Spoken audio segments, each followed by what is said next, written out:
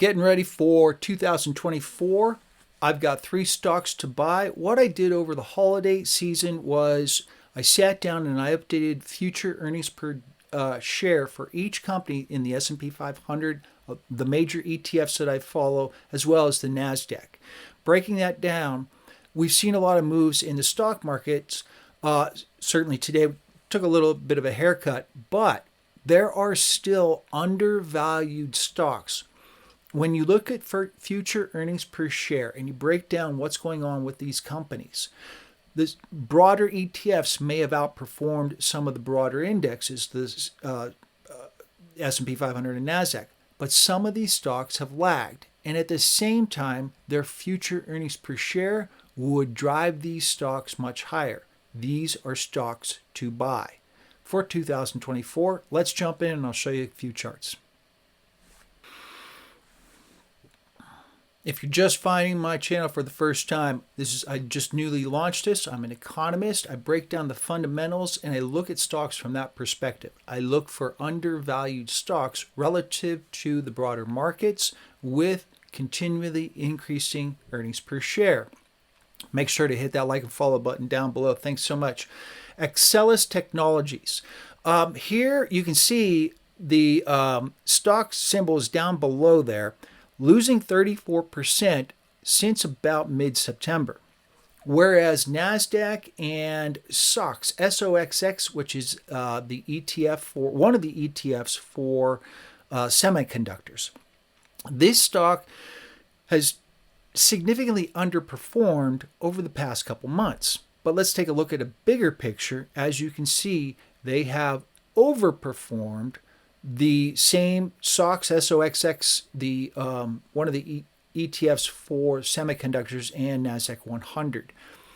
What's going on here is this company is really, their earnings per share is starting to really accelerate. A lot of people jumped in on this stock. You could see how much higher things were.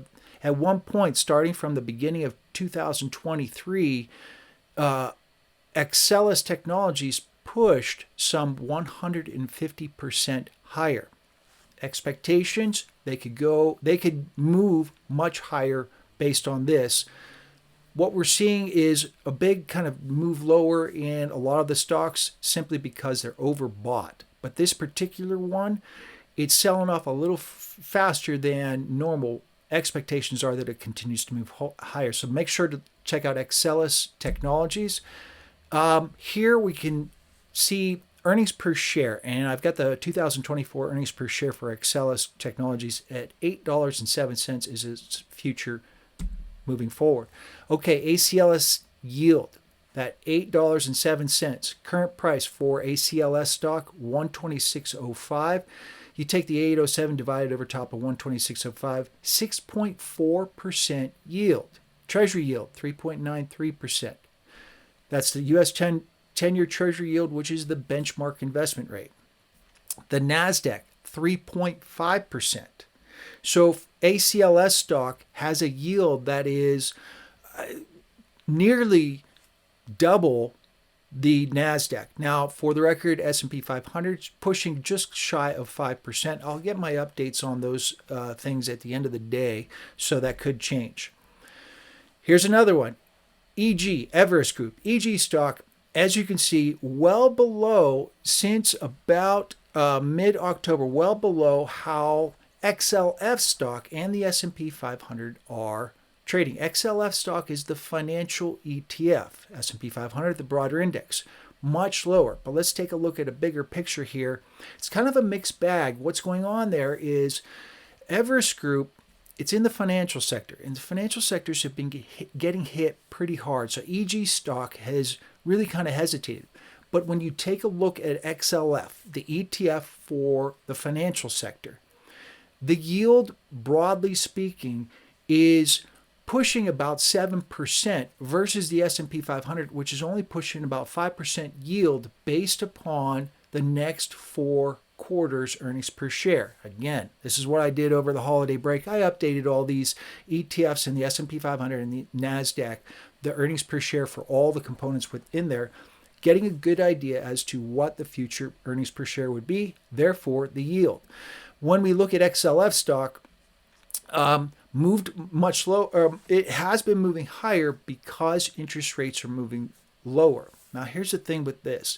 I've been reading a couple things on banking companies banks themselves who are sitting on unrealized losses. As interest rates move lower, those losses shrink a little bit, but they're unrealized. And it's very likely that a lot of these companies are going to sit on them until maturity instead of ripping that Band-Aid off.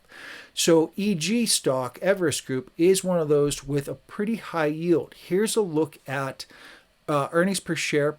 They have been a little patchy the previous couple years. 2023 looking at $55, 2024 expectation $61. Here we break down EG stock, 17% yield. That's $61 divided over the current price of $359. You're looking at a 17% potential yield. So although EG stock has moved lower, this could easily be a buy on the dip stock to be looking at. Treasury yield, 10-year yield, again, 3.935%, pushing 4%. We'll see what kind of economic indicators. Regardless, EG stock, 17% yield. Last stock I got for you, Green Brick Partners, another sector, home builders. Home builders are going to do very well in an environment where interest rates move lower because mortgage rates are going to be moving lower.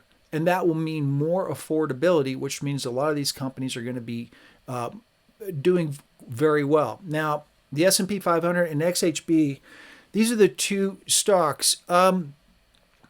XHB is the Home Builders ETF. This one, Green Brick Partners, is undervalued to both of those. But when we take a look at the bigger picture, the S&P 500 is at that 18%, 52% for XHB. The home builders, 114% move since the beginning of last year. Still some gas in the tank. Let's take a look at earnings.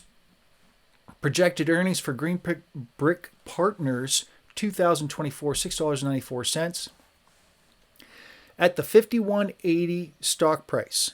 2024 earnings per share projections for GRBK stock, $6.94. Yield, 13.398% at the current price.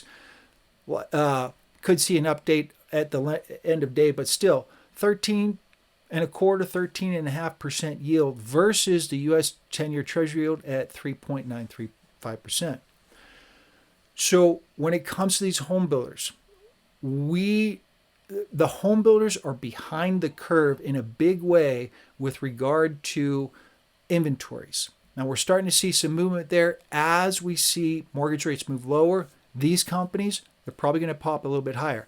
Green Brick, of course, did kind of sell off a little bit there, but with a yield looking at 13.39%, if they hit their earnings per share over the course of the next year, this is a stock, GRBK stock, which has a lot of upside potential relative to everything else.